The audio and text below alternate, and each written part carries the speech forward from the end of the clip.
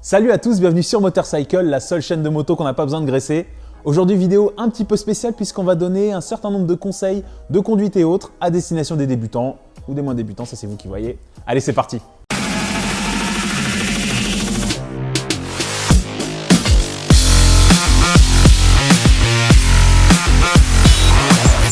Vu le succès de notre guide d'achat spécial permis à deux, finalement on s'est rendu compte que beaucoup d'entre vous étaient des débutants et du coup on avait pas mal de questions qui revenaient comme les bons réflexes à adopter ou la bonne attitude à avoir quand on n'a pas encore l'habitude de conduire une moto. Du coup dans cette vidéo on a essayé de regrouper en fait tous les conseils qu'on pouvait vous donner, que ce soit les choses à vérifier au niveau de votre machine ou simplement les bons gestes à adopter une fois au guidon.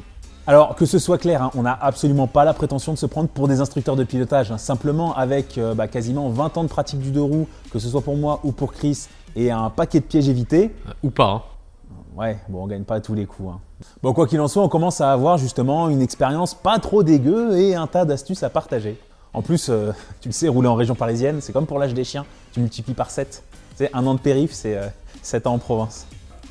Bon allez, trêve de blabla, on passe au conseil. Avant de s'attarder sur la moto, il y a un petit point rapide mais important à faire, ça concerne l'équipement. Aujourd'hui, l'équipement, les seules choses obligatoires au niveau de la loi, c'est le casque, les gants.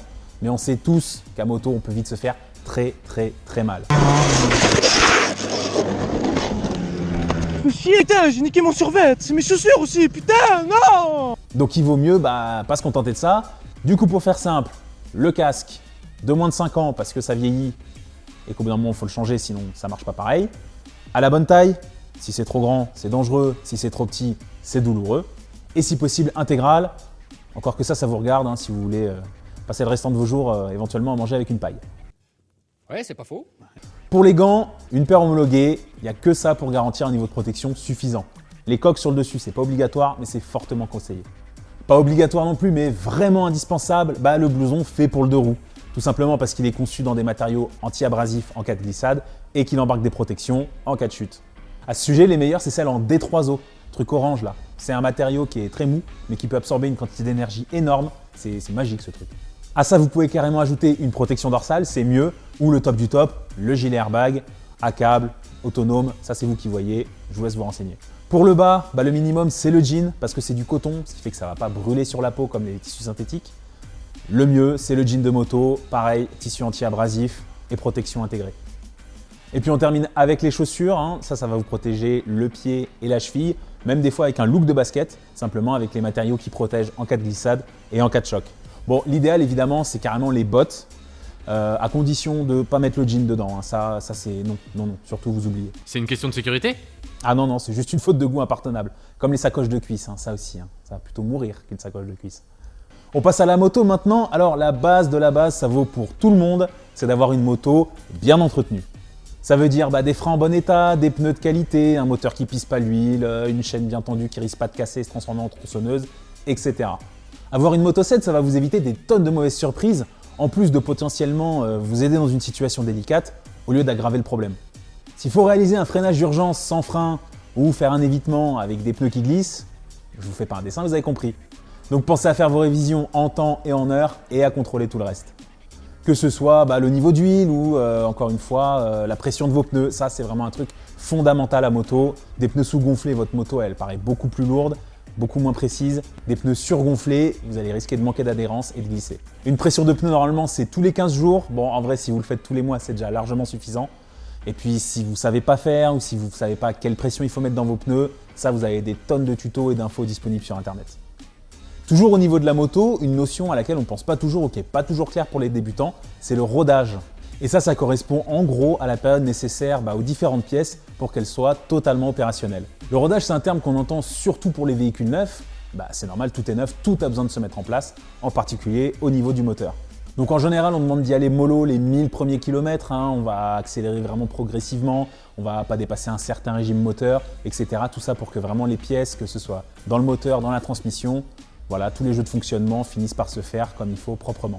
Mais c'est aussi hyper important de le faire pour les freins et les pneus parce que ça, c'est des pièces qui ont tout simplement des résidus de fabrication. Ça se voit particulièrement sur les pneus qui ont une couche de paraffine de démoulage qui est en général hyper glissante. Oh putain! Donc ça, pour l'enlever, il n'y a pas 36 solutions, il faut rouler. Il faut mettre de l'angle, mais encore une fois, progressivement, petit à petit.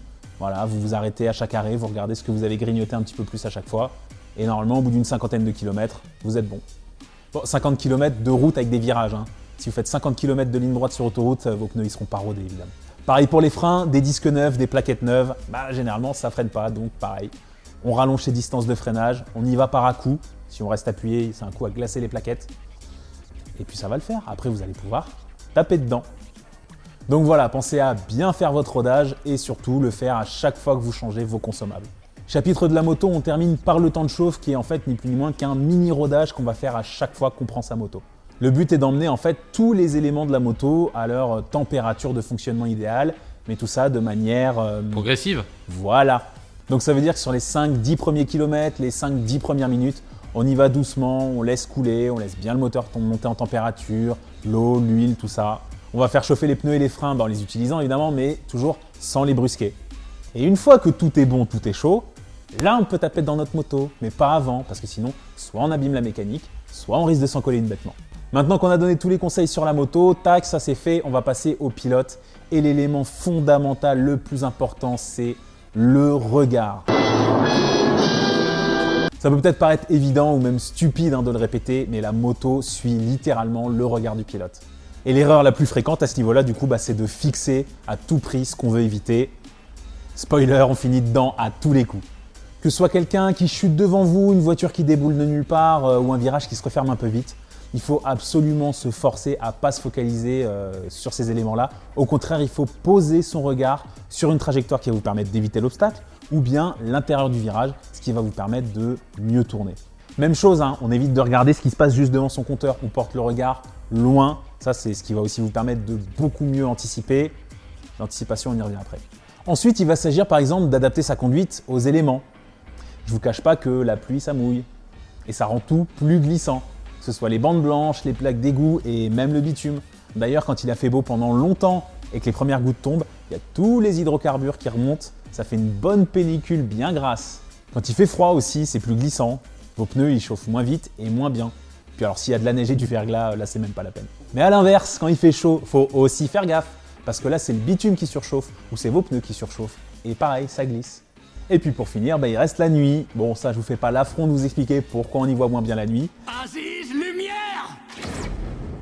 Ah bon, merci Aziz. Enfin bref, tous ces éléments-là, vous les prenez en compte et dans le doute, vous adaptez votre conduite, vous ralentissez un peu le rythme.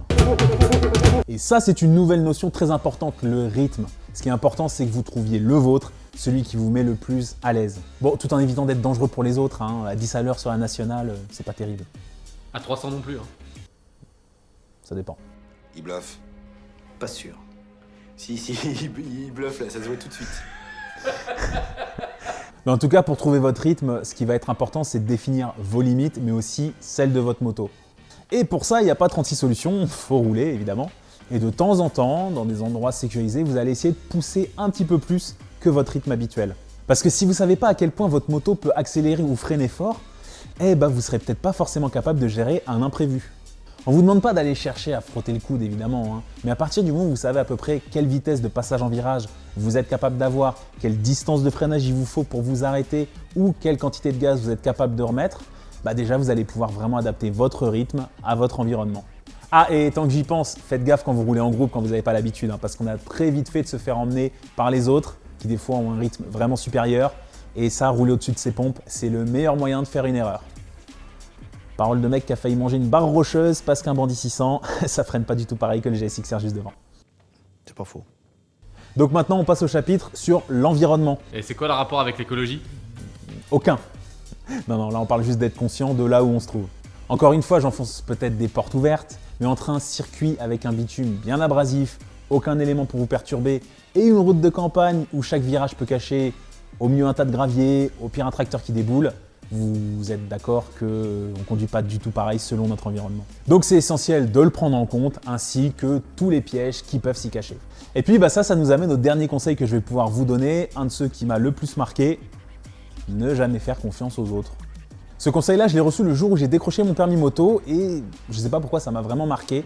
Et effectivement, en fait, c'est devenu la base. Parce que si vous connaissez vos limites, celles de votre moto, que vous êtes capable de bien analyser la route sur laquelle vous êtes vis-à-vis du temps qu'il fait, c'est bien. Mais vous n'arriverez jamais à savoir ce qui se passe dans la tête des gens autour de vous. Donc partez tout simplement du principe que s'il y a une connerie qui peut arriver, elle va arriver. Toujours pas cette théorie du chaos. Qu'est-ce que ça signifie? Purement et simplement de l'imprévisibilité dans les systèmes complexes. Parce que mis à part les chutes que j'ai fait tout seul comme un grand sur circuit, les seules fois où j'ai cartonné avec quelqu'un, c'était de mon fait, j'ai fait confiance.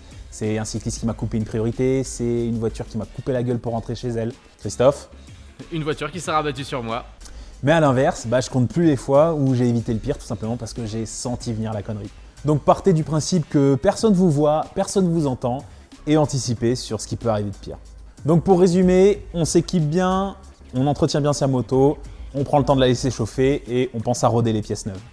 Ensuite, on place bien son regard, on adapte son rythme en fonction de ses limites, on fait gaffe à son environnement et aux éléments, on fait jamais confiance aux autres et surtout, on anticipe. Et vous verrez qu'avec tout ça, normalement, déjà, ça devrait très bien se passer. Ah ouais? Ouais. Classe. C'est tout pour cette vidéo, alors on espère qu'elle vous a plu, que vous soyez débutant ou confirmé. Et surtout, si vous avez d'autres conseils, n'hésitez pas à les mettre en commentaire, on essaiera d'épingler les plus utiles. Pensez évidemment à partager la vidéo et à laisser un pouce bleu si elle vous a plu. Et pensez aussi à vous abonner à la chaîne et à activer la cloche pour ne manquer aucune de nos prochaines vidéos. Comme d'hab, on se dit à dans 15 jours. Et en attendant, on est sur Facebook, Instagram, Twitter, les liens en description, @motorcycle. Je vous dis à la prochaine. Salut!